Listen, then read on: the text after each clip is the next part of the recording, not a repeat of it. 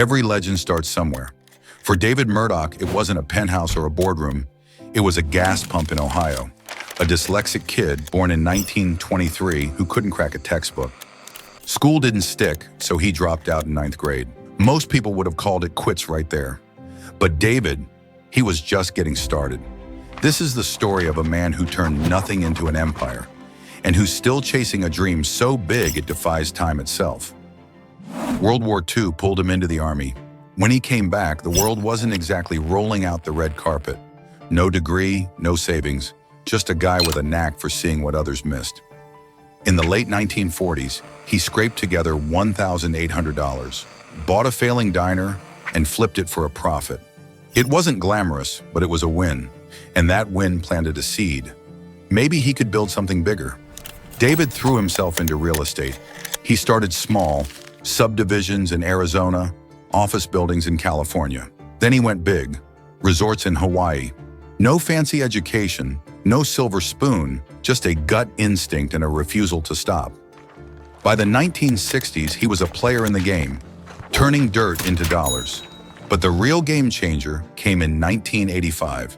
That's when he took over Castle & Cooke, the parent company of Dole Food Company. Dole wasn't just a brand, it was a giant. Pineapples, bananas, salads, you name it, they shipped it worldwide. Under David's watch, it didn't just survive, it thrived. He wasn't some corporate suit with an MBA. He was a street-smart dropout who outworked everyone. By the 2000s, he turned Dole into a billion-dollar empire. But here's where the story takes a turn. David Murdock wasn't content with wealth, he wanted something more. In the 1980s, tragedy hit. His wife, Gabrielle, died of cancer. It broke him, but it also woke him up. He started asking questions. Why do we get sick? Why do we age? He dug into nutrition, ditched meat, dairy, and sugar, and built a diet around fruits, veggies, nuts. He became a walking experiment, convinced that what we eat could rewrite our fate. And then he set a goal that sounded insane. Live to 125. Most people would have laughed, but David didn't care. He put his money where his mouth was.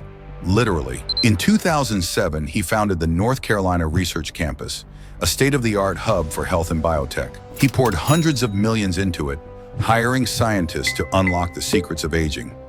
At 92, when others were winding down, he was building a legacy to outlast him. And here's the kicker. As of 2025, he's 101 and still going strong. Think about that. 101 years old, and he's not just alive, he's thriving, hitting the gym, running his empire, eating his kale like it's a mission. Critics say his 125th goal is a pipe dream. Maybe it is. But even if he doesn't hit it, he's already proven something huge. You don't have to accept the hand you're dealt. David rewrote his story, not with luck, but with choices. Let's break this down. He started with nothing. No education, no safety net. He built a fortune through sheer will. He faced loss and turned it into purpose. And now, at an age when most stories end, he's writing a new chapter. That's not just inspiring, it's a challenge. What's stopping you?